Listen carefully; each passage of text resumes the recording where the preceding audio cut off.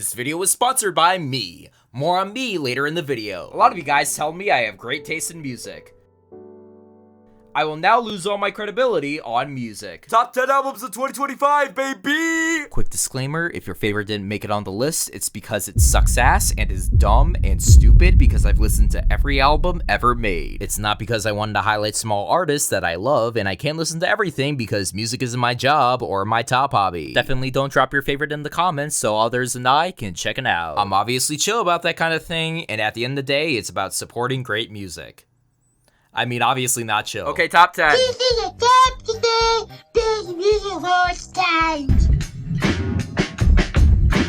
Okay, let's start out chill.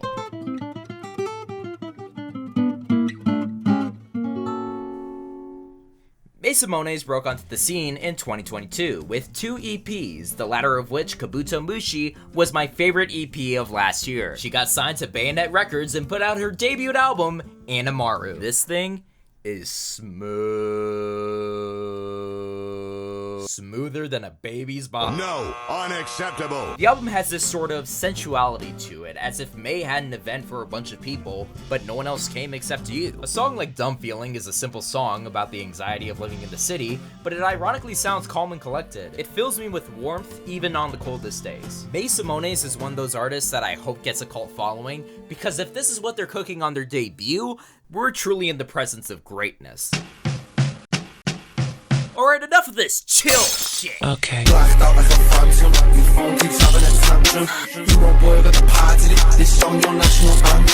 SD Kid is an artist that started gaining some traction last year, but with the release of his debut album Rebel, he truly exploded. Whether or not you think that explosion is justified is up to your own discretion. Look, the 2 jokes about SD is that he looks like Timothée Chalamet, and his fan base is full of those teenage TikTok underground, Keep TS shit niche types. What the fuck am what? I don't identify with that crowd because ERD is too expensive for my taste, but Rebel is straight gas. It's the breakthrough of a new subgenre of rap known as jerk. It's a revival genre born from hyphy mixed with plug and low end. If you're over 30 in my audience, you probably have no idea what the fuck I just said. Just know that the drums are weird and the beats are loud and busy, but not in a rage way. With songs like Phantom, Rottweiler, Caliban, and Four Raws, you don't really lose your mind to them, but they're guaranteed to blow out your car speakers. In a good way. Lyrically, there's a lot of standard raps about making wraiths and riding money, but the timbre of SD's Scouse accent alone adds to the musical soundscape. If you're looking to make a statement so good you're getting tears up, then you're probably already listening to SD Kid. For everyone else, go check this out. Adam Sandler, Tiff, standing ovation.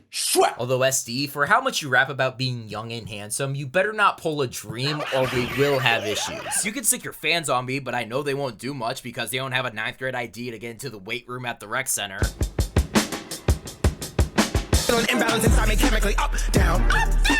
Dax is an interesting creature. I'm so glad this song, Why So Serious, became a meme this year. It is incredibly funny. You are not my dog, I've said it before, but if you were, I would name you Penelope. Why Penelope? Why don't you name your dog something cool, like Guy Manuel de Homem Cristo? What's the point in all this? Well, in 2019, he collaborated with a certain other YouTube rapper named Quedca.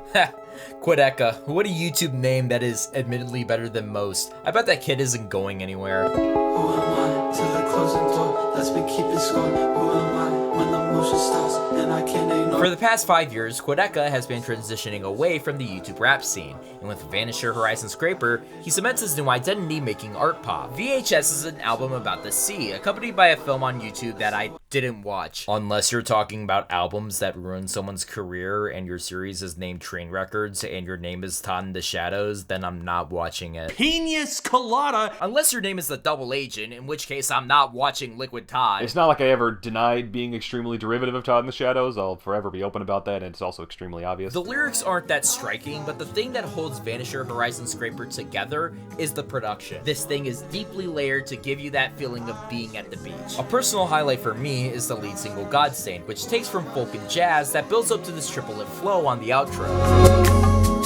I thought you knew.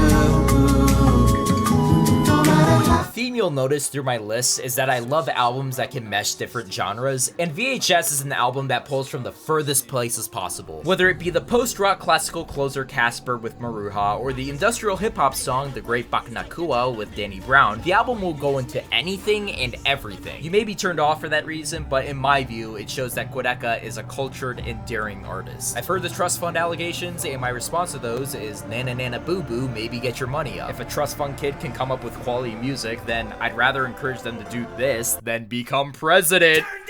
Boom! That was your daily dose of Trump, bro. Subscribe to me to own the woke right. It's an evil world we live in.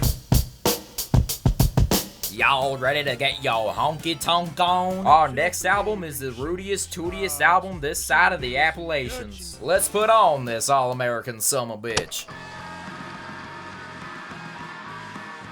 Well, it does reflect an all-American summer bitch. Catching up with the townies, some have gone, but most are still. Bleeds is a Bleeds is the sixth studio album by the indie rock band Wednesday. No, James, it's Wednesday. Bleeds can switch from warm, familiar acoustics to bold and brash guitars, with lead singer Carly Hartzman shifting between these modes like a chameleon. The contradictions serve to highlight the album's themes of bittersweet nostalgia. Hartzman herself describes the album as a little bit scary, but with a heart of gold underneath. To me, the sound portrays a feeling of wanting to return to a simpler time and the pain of knowing you can't and accepting that. The town you grew up in will change whether you're there or not because time does no favors. I think what adds to this context-wise was that Carly and MJ broke up before the release of this album. Not saying this is a breakup album, but it makes the longing on the album even more potent. Highlights for me include Townies, Elderberry Wine, and Pick Up That Knife. If you're looking for music that will both take you back to the past and show you how things are both shitty and suck ass, give Bleeds a try. And to spoil the list, no, The Weeknd is not on here. I'm a virgin. So this next artist that I'm about to mention has been bugging Fantano on Twitter to review her album, and he hasn't yet. Well, I may not be the Anthony Fantano, but I am a Anthony Fantano. What's the muscle in the hall?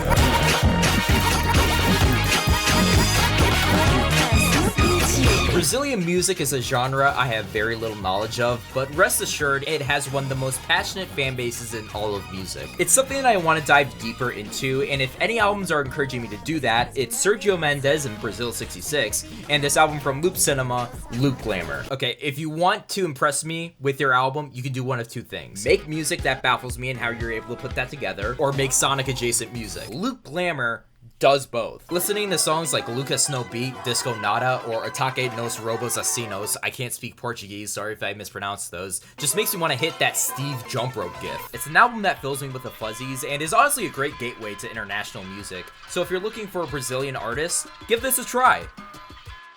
We'll be back with more r/PewDiePie submissions after this.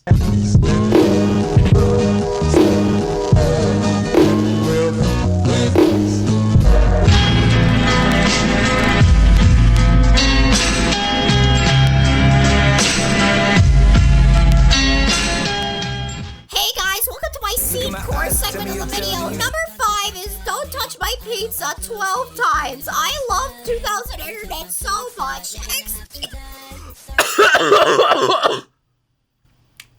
Alright, that was awful. Let's get slightly less cringe. I've never been to London, and that's the truth.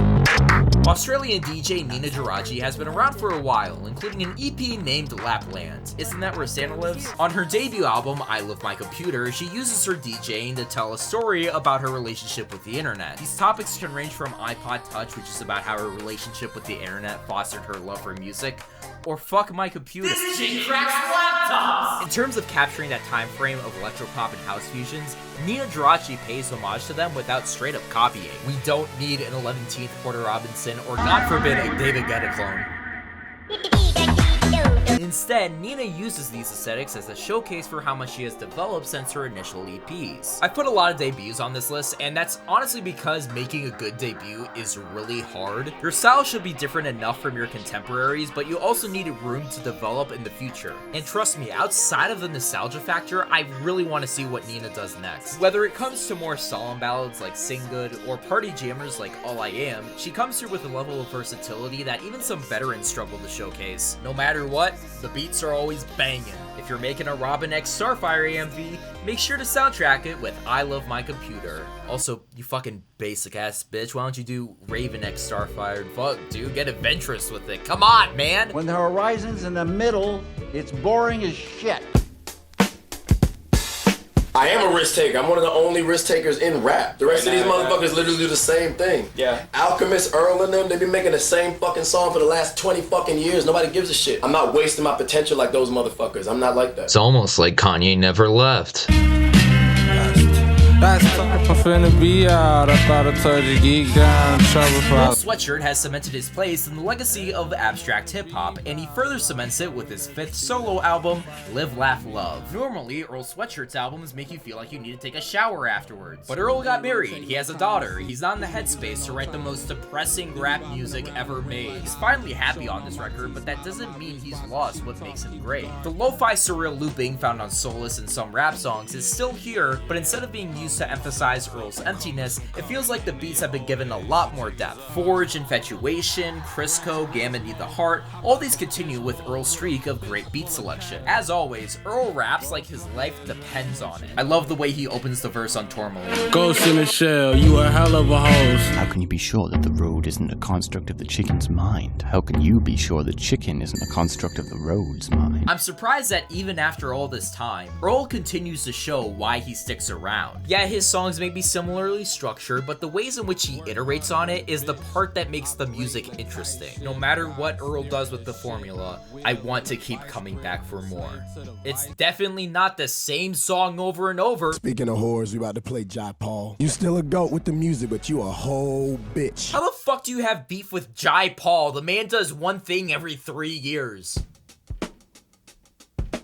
If you haven't noticed already, I'm a nerd. As such, I'm a fan of the 90s experimental rock band, Ween. Did you know that they inspired SpongeBob? Of course you did. That's like the only fact people know about them. Still, their albums continue to reign as some of the most forward-thinking and surprisingly excellent of the 90s. But unfortunately, the last time they released an album, there was still a Bush in the Oval Office. And I ain't talking about the one Bill Clinton ate out. Boom! Bipartisan roast, baby! I gotta get my humorous left field rock that also doesn't sound like absolute butt from somewhere. Okay. Alright. Okay. Viagra Boys are a Swedish post-punk revival band that's been around for a while now, but I discovered them this year through their self-titled 4th album, Viagra Boys. Lead singer Sebastian Murphy described this album as a bit simple and stupid to contrast their previous political outings. This album portrays a feeling of being done with the world, but not being able to do anything about it except laugh at the absurdity of it all. And just because it's a bit dumber doesn't mean there's no meaning. A song like Man Made of Meat is about society's mindless need to consume, but it just happens to use phrases like Pyramid of Health is a song about how useless wellness culture is, and You Need Me is a look back at the darkest times of Sebastian's life. It also ventures into other genres outside of the usual dance punk, slacker rock, industrial rock, adult contemporary. It has a little something for everyone. If you're looking for an answer from the big shrimp up in the sky, let Viagra Boys be your pastors.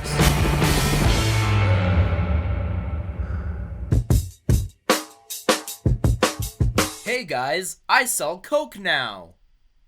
No reason, just felt like it.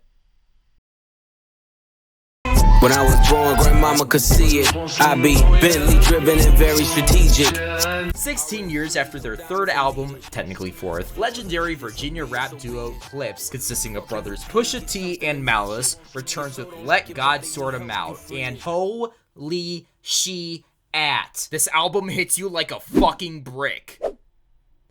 The Punch is not playing this song. I think it's very fitting that the first song, The Birds Don't Sing, is Clipse at their most vulnerable points yet. It's a song so good, it was performed at the Vatican. Pope Leo XIV has insane ball knowledge. After that point, the rest of the album acts as a firewall. The boundaries between who Pusha and Malice mess with become clear. They have very little patience for those who feel as if everything is owed to them, especially if they barely work to get there. It invites you in with open arms if you get it, and mocks you if you don't. If you listen to Nas, you cool. If you're the type to say someone is 50 as criticism, fuck off. I won't tell you to fuck off for listening to Travis Scott, because that's not enough. Why not kill yourself. The Pharrell production too. Oh my god, the Pharrell production. So Be It, Mike Tyson Blow to the Face, FICO, Let God Sort 'Em Out / Chandeliers. There's endless beats on this thing that get you moving like the Praise the Lord me. Instantly classic lines and unmatched synergy between artist, producer, and collaborators. Have I mentioned the collaborators yet? Stevie Wonder, Kendrick Lamar, and Tyler the Creator features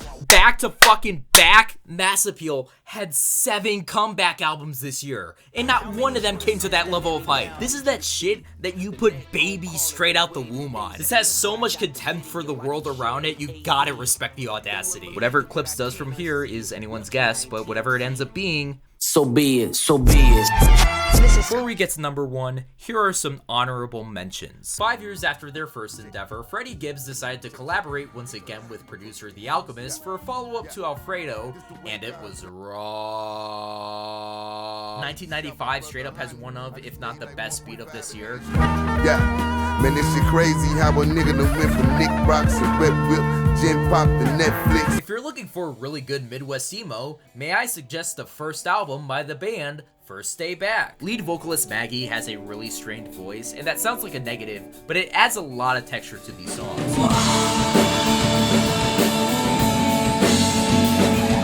After an extremely personal album last year, Tyler Surprise dropped his leanest album yet at a whopping 28.5 minutes. It's also his most accessible and energetic, as he drops a signature synth funk to try on various pastiches of dance. There are better dance fusions on the main list, but if I'll say anything, it's pretty good for what is essentially Tyler's The Fall.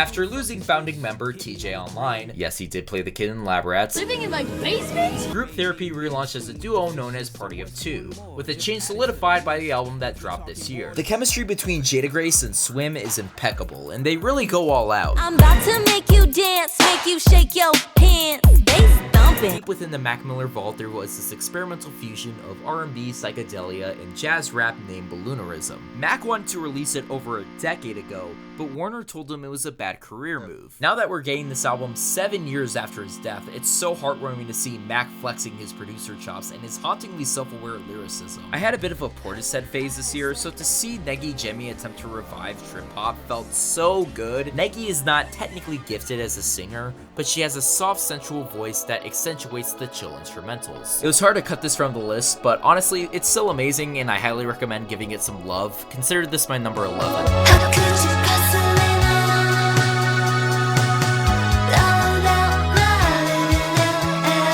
I haven't ventured into the Deftones discography, the Deftography if you will, but if this is any indication, I needed to start listening to them yesterday. This makes me feel like I'm 37 years old, I have a tribal tattoo, and I'm listening to this on my way to work as an assistant manager at a Wendy's. It's coworker music, but like good coworker music.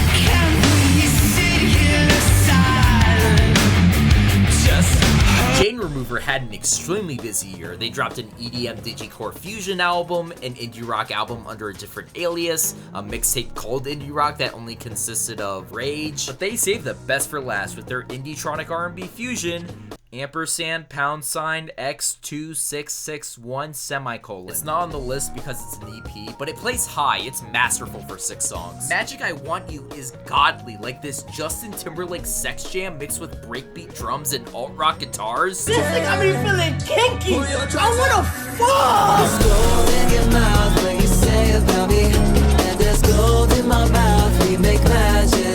A lot of people are saying that hip-hop had a bad year. That's not true. It's just the big names had a really bad year. It's hard to even call Jim Legacy hip-hop though, because his second mixtape also veers into grime, alt-rock, straight-up pop. He's definitely a name you're gonna start seeing everywhere in a year's time. Had to make money on the strip. I can't let them do me how they did me as a kid. Matmos continues to prove that you could make some really good electronic music by sampling whatever you can around your house. I try to use a guitar, I might just be stupid. Getting Killed describes what's going to happen now that I didn't put this on the list. Listen, it's great, it just personally wasn't my thing. The albums on this list I listened to a lot more and spoke to me on a deeper level. It's in the honorable mentions, so obviously still go check it out. That drop on the opener is a transcendental experience.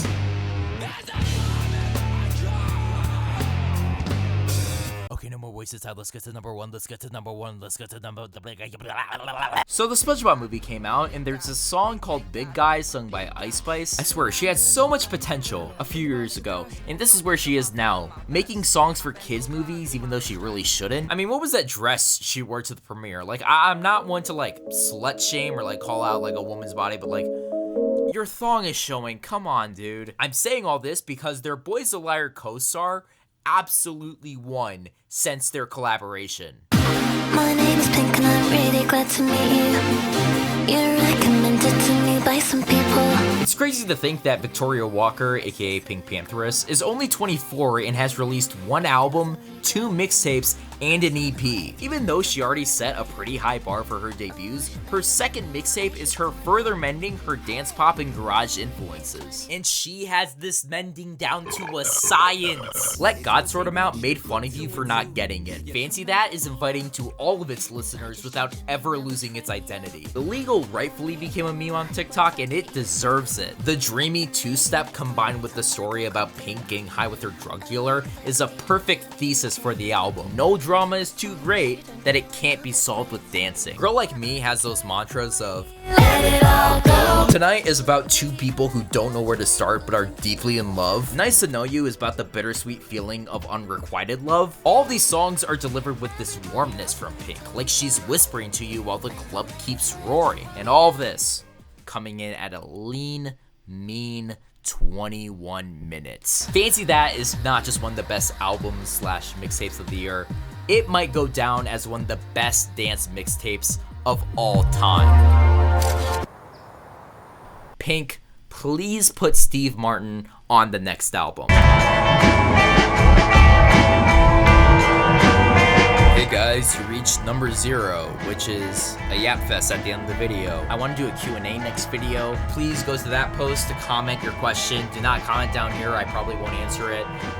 Obviously go check out the Patreon if you want to support me, and you can get really cool stuff with that. I hope you guys have a great 2026. I have some plans in the future for more videos. I'll work them out. I just want to do this Q&A next video. So yeah, you guys have a good day. Go enjoy life.